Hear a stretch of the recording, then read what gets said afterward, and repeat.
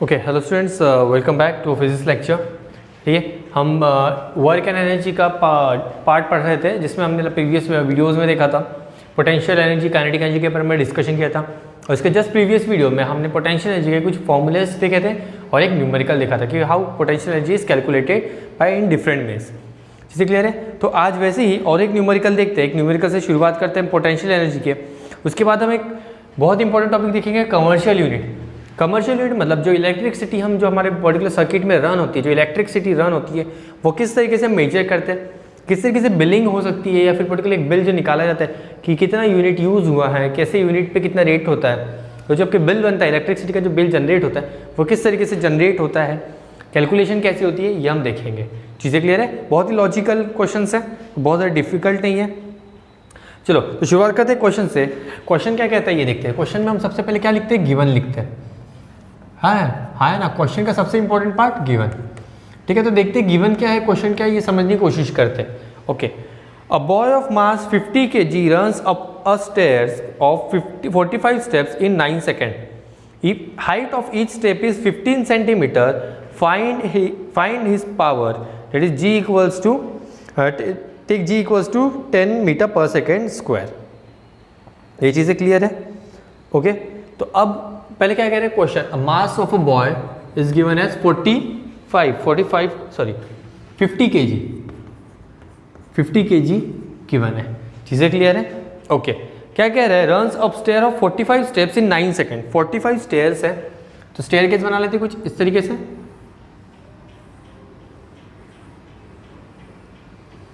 ये 45 स्टेयर्स है, 45 stairs. Time required कितना है? Time required is 9 seconds. बहुत तेज है ना, बहुत तेज चल रहा है। चलो 9 सेकेंड में चल गया।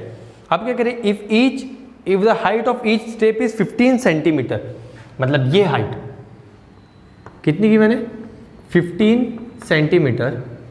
ये भी हाइट गिवन है 15 सेंटीमीटर, मतलब each step is height of 15 centimetre. ये चीज़ें क्लियर है? 15 सेंटीमीटर में गिवन है। ओके, सो अब कैलकुलेट क्या कह रहे हैं, find the power. To find power, देखो डायग्रामेटिकल रिप्रेजेंटेशन से क्या होता है, एक बेनिफिट होता है कि हम बहुत इजीली चीज़ों को समझ सकते हैं, इजीली हम चीज़ों को समझ सकते हैं। अब क्या कह रहे हैं, वो कह रहे हैं अगर ये फर्स्ट स्टेप है और ये 45 स्टेप है, ये 45th स्टेप है, तो वो कह रहे हैं कि पावर फाइंड कीजिए। पावर फाइंड करने के लिए हमारे पास एक फॉर्मूला होता है, पावर इक्वल्स टू क्या होता है, mgh। यही होता है, पावर इक्वल्स टू mgh होता है। ठीक है, power equals to work done upon time होता है एक्चुअली। अगर ठीक है, चलो हम इसको ऐसा लिखते हैं, power equals to work done upon time. और वर्क डन क्या होता है? वर्क डन होता है mgh अपॉन टाइम। इसी तरीके से होगा पावर। चीज़ें क्लियर है? ओके, अब इस केस में हम देखते हैं कि हमारे पास गिवन क्या है और हमें फाइंड क्या करना है। अब देखेंगे, जैसे हमारे पास टाइम गिवन है, यस टाइम इज गिवन, कितना है 9 second. Mass is given, yes 50 kg, and G is given है। ओके, जी की वैल्यू नहीं लिखी हमने, G equals to 10 metre per second square. ठीक है, जी इज गिवन है 10 मीटर पर सेकेंड स्क्वायर। पर हमारे पास हाइट नहीं है, हमारे पास हाइट नहीं है, तो हम हाइट कैलकुलेट कर सकते हैं? हाँ, करके सकते हैं। हाइट क्या होती है? टोटल डिस्टेंस ना, टोटल डिस्टेंस मतलब ये रहेगी हमारी height. This will be height right from the first step to the last step. ये टोटल हाइट रहेगी। हाइट कैसा होता है? Perpendicular distance from the ground. तो हाइट हमें कैलकुलेट करनी है। अब हाइट कैलकुलेट करने के लिए क्या रहेगा, 15 सेंटीमीटर, 15 सेंटीमीटर अगर हम इन्हें ऐड कर देंगे तो टोटल हाइट आ जाएगी, है ना, टोटल हाइट आ जाएगी। पर देखिए क्या है, ये स्टेयर कैसे, वो सेंटीमीटर में, और सभी डिस्टेंस क्या है, ऐसा यूनिट में। सभी यूनिट कैसे, ऐसा यूनिट में। तो सबसे पहले हमें क्या करना पड़ेगा, कन्वर्जन। सबसे इंपॉर्टेंट क्या रहेगा, कन्वर्जन रहेगा। कन्वर्ट कैसे करेंगे? कन्वर्जन करेंगे हम stair height of stairs, height of each stair. Height of each stair क्या हो जाएगा, 15 डिवाइडेड बाय 100। मीटर में कहना, दैट इज 0.15 मीटर। मतलब ये पर्टिकुलर हाइट कितनी होगी, this will be 0.15 metre, this will be 0.15 metre and so on. अब हम ऐसे टोटल हाइट कितनी हो गई, total height equals to 45 staircase है, और एक स्टेयर केस की हाइट कितनी, 0.15, तो ये हो जाएगी 6.75 मीटर। कितना हो जाएगा, 6.75 मीटर टोटल। जब आप 45 से, मतलब total height that is h, total height is h। ठीक है, अगर एक स्टेयर केस की 0.15 है तो 45 स्टेयर केस की कितनी होगी, 45 से मल्टीप्लाई कर दीजिए 6.75। चीज़ें क्लियर है। अब ये वैल्यू हम पुट करते हैं हमारे पर्टिकुलर फॉर्मूले में। फॉर्मूला क्या कहता है, power equals to mgh upon time. m कितना है 50, g is 10, h is 6.75 and time is given as 9 second. चीज़ें क्लियर है। ओके, तो देखते हैं क्या क्या कट होता है। क्या कट हो सकता है, 3 से ही कट हो सकता है। 3 3 ज़ा 9, 3 2 ज़ा 6, 1 कैरी 3 पॉइंट, 3 2 ज़ा 6 और 15, 3 5 ज़ा 15। चीज़ें क्लियर है, हाँ है ना। ओके, और कैलकुलेशन करते हैं, क्या 3 से कट हो सकता है 7 14 और 15, हाँ हो सकता है। 3 1 ज़ा 3 क्योंकि 0.26 24 नहीं होगा।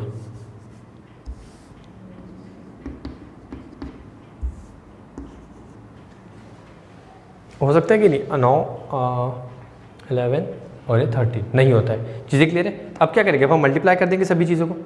मल्टीप्लाई करेंगे तो हो जाएगा 500 इंटू 2.65 डिवाइडेड बाई 3। 500 को 2.65 से मल्टीप्लाई कर देते हैं तो 5 से मल्टीप्लाई कर देंगे तो क्या हो जाएगा 2.65 multiplied by 5, 5 0 5 5 is 25, 2 carry 5 is 30, 32, 3 carry 5 is 10 और ये 13। 100 के 2 zeros, डेसिमल आफ्टर 2 पॉइंट तो जाएगा 1325 डिवाइडेड बाई 3। अब 3 से इसे डिवाइड कर देते हैं तो आंसर क्या बन जाएगा, that is power equals to, ये रफ वर्क है हमारा, ठीक है। सो पावर इक्वल्स टू 3 से इसे डिवाइड कर देते हैं, 3 4 ज़ा 12, ये कट करेंगे 3 4 ज़ा 12, 1 कैरी यहाँ पे 1 बचेगा, फिर से 3 4 ज़ा 12, ठीक है, 3 1 ज़ा 3, 2 बचेगा 0, 3 6 ज़ा 18, तो ये बन जाएगा पावर इक्वल्स टू 441.6 पावर का यूनिट वॉट, 441.6 वॉट।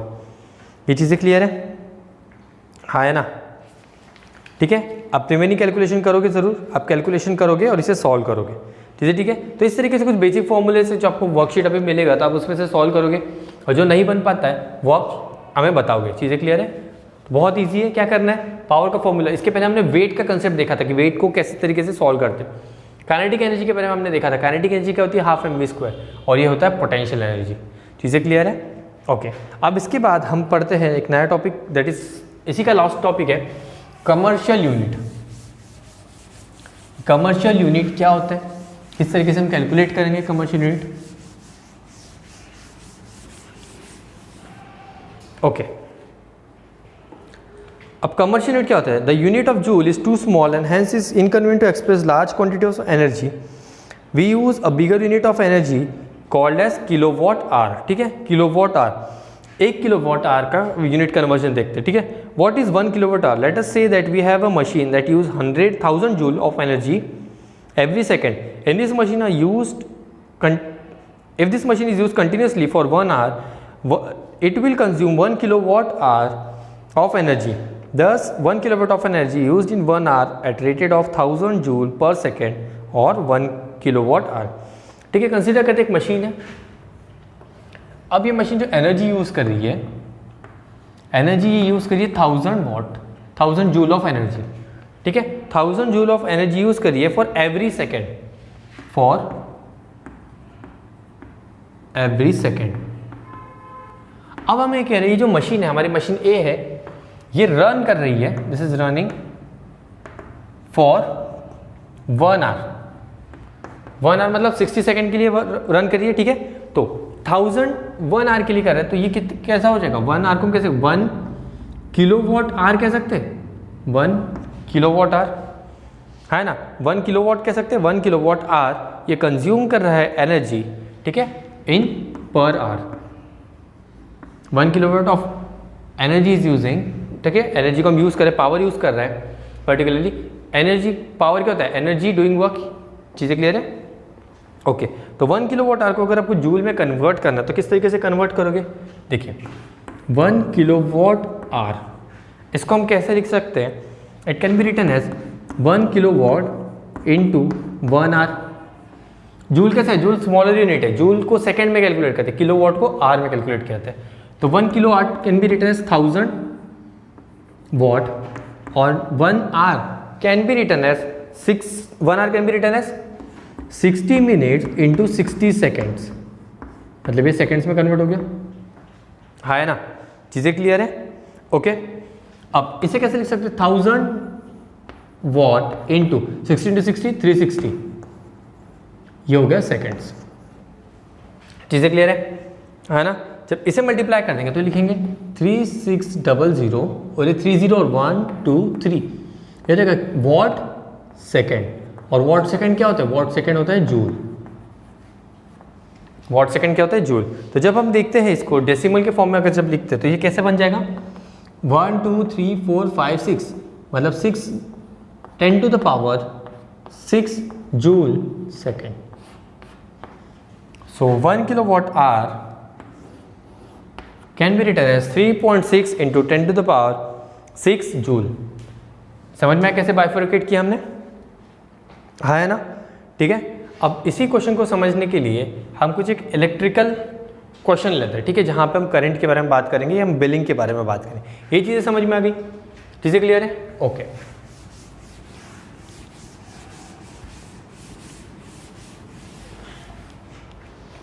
चलो एक क्वेश्चन देखते हैं। An electric bulb of 60 watt is used, 60 watt, एक क्वेश्चन देखते हैं। इलेक्ट्रिक बल्ब गिवन क्या है, 60 वॉट। वॉट किसका यूनिट है, पावर, ठीक है। तो मतलब पावर कितना गिवन है, power of that bulb is given as 60 watt. चीजें क्लियर है, 60 वॉट गिवन है। क्या कह रहा है, is use for 6 hour per day. Time कितने यूज कर रहा है ये, टाइम 6 आवर्स पर डे, एक दिन में 6 आवर्स चल रहा है। चलो ठीक है।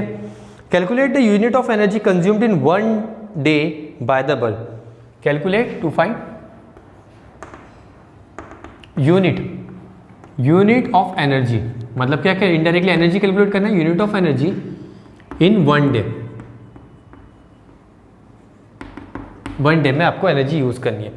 चीजें क्लियर है? ओके एनर्जी क्या होता है, एनर्जी कैसे यूज करते हैं, एनर्जी का फॉर्मूला क्या है, एनर्जी क्या होता है, पावर इनटू टाइम। एनर्जी होता है पावर इनटू टाइम, यही होता है एनर्जी।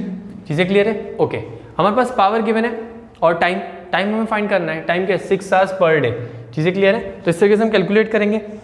पर पावर क्या होता है, पावर जो हम इसमें यूज करते हैं वो किलो वॉट में होना चाहिए। पावर कैसा होना चाहिए, कन्वर्जन। फिर से यहाँ पे कन्वर्जन आ रहा है, ठीक है।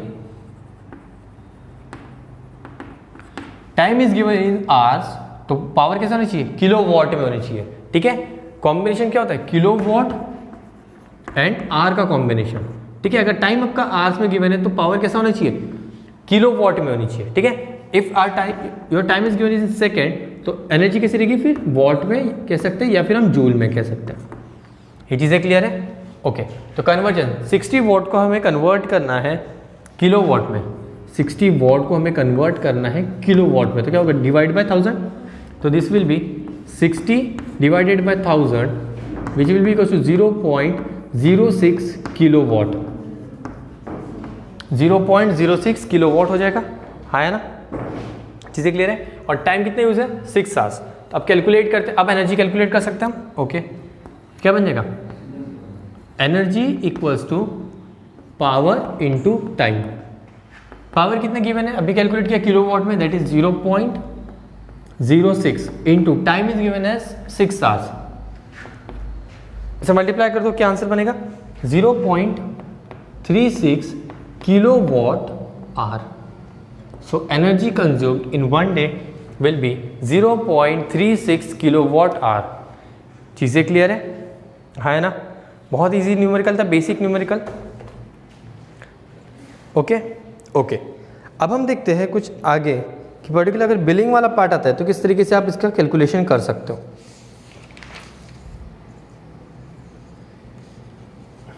चलो एक क्वेश्चन देखते हैं आगे। ये बहुत ही बेसिक क्वेश्चन था, चीज़ें क्लियर है। हमें याद रखना है जब भी पर्टिकुलर आर में बात करेगा टाइम, तो यूनिट कैसा होना चाहिए, एनर्जी का, किलो वॉट। यूनिट बहुत इंपॉर्टेंट है, अगर आप यूनिट में ध्यान नहीं दोगे तो न्यूमेरिकल गलत हो जाएगा। चीज़ें क्लियर है? ओके, अब नेक्स्ट क्वेश्चन को ध्यान से सुनने का है, नोट डाउन करना है। Calculate the electric bill amount for a month of अप्रैल। एक इलेक्ट्रिक बिल कैलकुलेट करना है, क्वेश्चन यहाँ पे लिखते हैं, you have to calculate electric bill for a month of April. ठीक है, इतना पार्ट क्लियर है? Okay, for the month of April क्या कह रहा है? If 4 bulbs of 40 watt, if 4 bulbs of 40 watt each, 40 watt each, ठीक है, runs for 5 hours, runs for 5 hours. Second, 4 tubelights, 4 tubelights of 60 watt, of 60 watt for, ये इसका भी duration क्या है? 5 आवर्स, फॉर 5 आवर्स। ठीक है, and a TV set, and a TV set of 1000 what,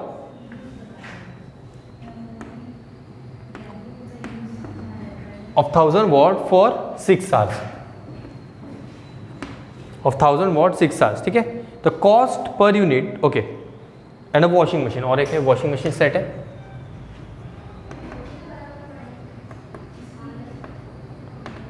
washing machine set क्या है? Washing machine set is 400 hours, sorry 400 what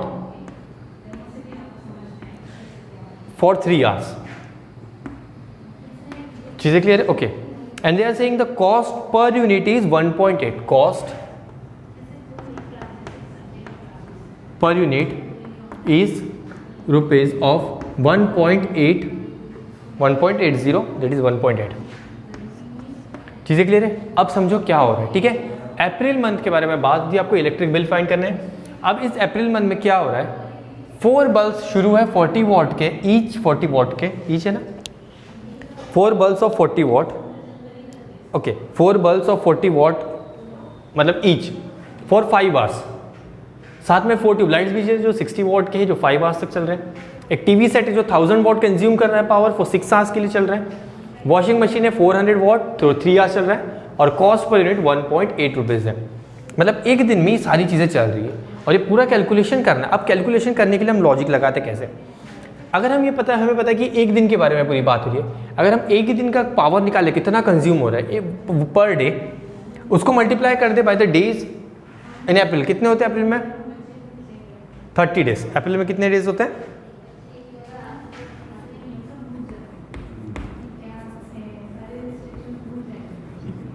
अप्रैल में होता है 30 डेज। मतलब अगर हम एक दिन का पावर कंजम्पशन यूज कर ले, एक दिन का पावर कंजम्पशन हम कैलकुलेट करें और उसको मल्टीप्लाई कर दे बाय 30, तो हमें पता चल जाएगा कि how much total power is use in the complete month of अप्रैल। हाँ है ना, ये चीज़ें क्लियर है? देखो कंसेप्ट देखो क्या हो रहा है, हमें जो कैलकुलेशन दिया, हमें जो गिवन पार्ट है वो पर डे के हिसाब से गिवन है कि एक दिन में 4 बल्ब चल रहे हैं 40 वॉट ईच, जो 5 आवर्स चल रहा है, tubelight 60 watt each for 5 hours, TV set 1000 watt 6 hours, and washing machine of 400 watt for 3 hours. ठीक है, हमें अप्रैल के, तो हम अगर एक दिन का कैलकुलेशन कर ले, उसको मल्टीप्लाई बाय 30 कर दे, तो हमें अप्रैल मंथ का कैलकुलेशन आ जाएगा। हाँ है ना, चीज़ें क्लियर है? तो अब कैलकुलेशन यहाँ पे हम शुरू करते हैं। कैलकुलेशन क्या कहते हैं देखो, ठीक है, सबसे पहले हम बल्ब्स का निकालेंगे, that is energy consumed is given by E equals to P into T, हमें पता है। ओके, अब एनर्जी कंज्यूम बाय 4 बल्ब्स, पहले बल्ब का कैलकुलेशन करेंगे। सो एनर्जी कंज्यूम्ड, इसे E1 नाम दे देते हैं। ठीक है, बहुत E1 क्या रहेगा? 40 वॉट का बल्ब, कितने बल्ब्स ऐसे? 4 बल्ब्स है, and what is the time? That is 5 hours. हाँ है ना, ऐसा ही होगा। ठीक है, तो ये क्या बन जाएगा? 4 4 16, 20, 80, 800 वॉट पर आवर। ये बन गया आपका बल्ब के लिए। ठीक है, फिर अब सेकेंड हम ट्यूबलाइट के लिए यूज करेंगे।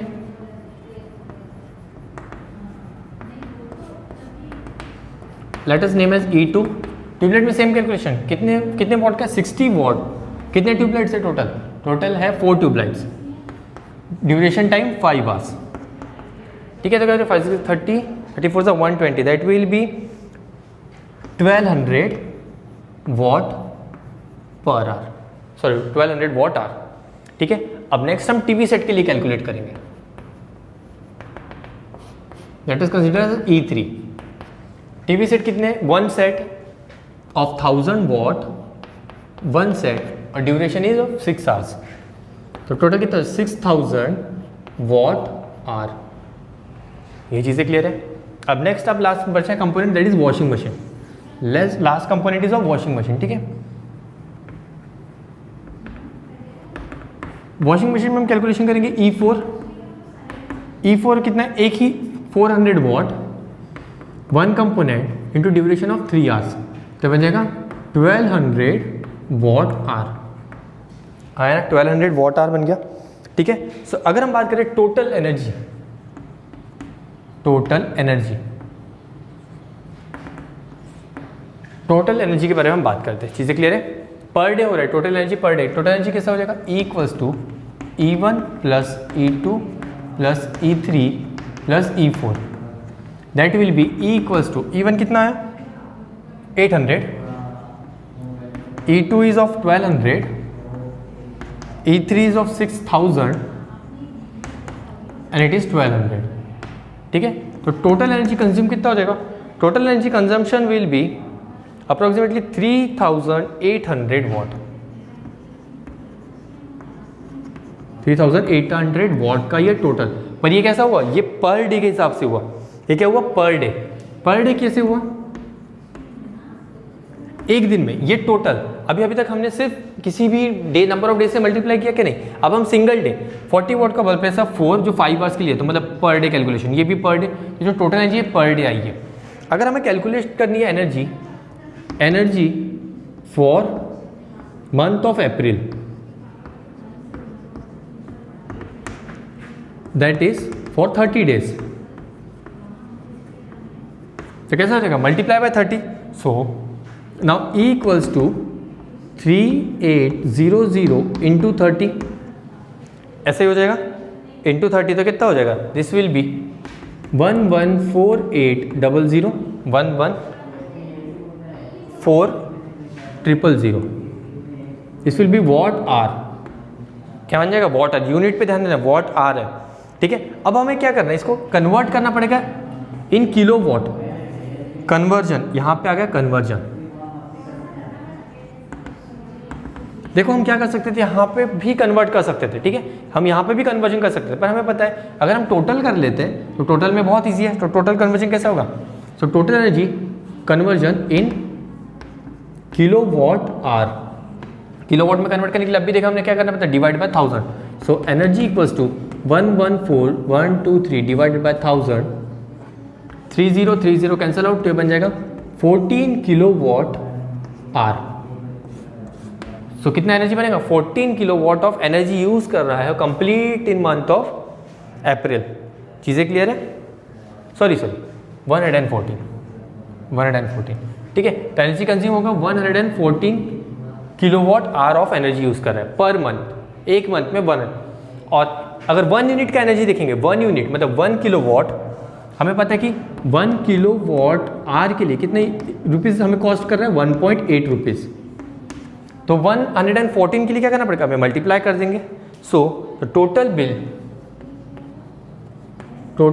Equals to that is 114 into 1.8, ऐसे ही हो जाएगा 114 into 1.8, this will be equals to 205.20 rupees for the month of April. चीज़ें समझ में आ गई है ना। तो क्या किया हमने, 205 रुपीज़ 0.20 आपका बिल आया। किस तरीके से क्या किया, देखो क्या गिवन था क्वेश्चन में, पहले तो आपको गिवन था इंडिविजुअली पर डे के हिसाब से कि 4 बल्ब्स है 40 वाट, जस्ट कॉमन सेंस, यहाँ पे कोई भी कैलकुलेशन नहीं है, पूरा कॉमन सेंस है। कह रहा है कि 4 बल्ब्स आप यूज़ करें 40 वाट के लिए जो 5 आवर्स के लिए चल रहा है।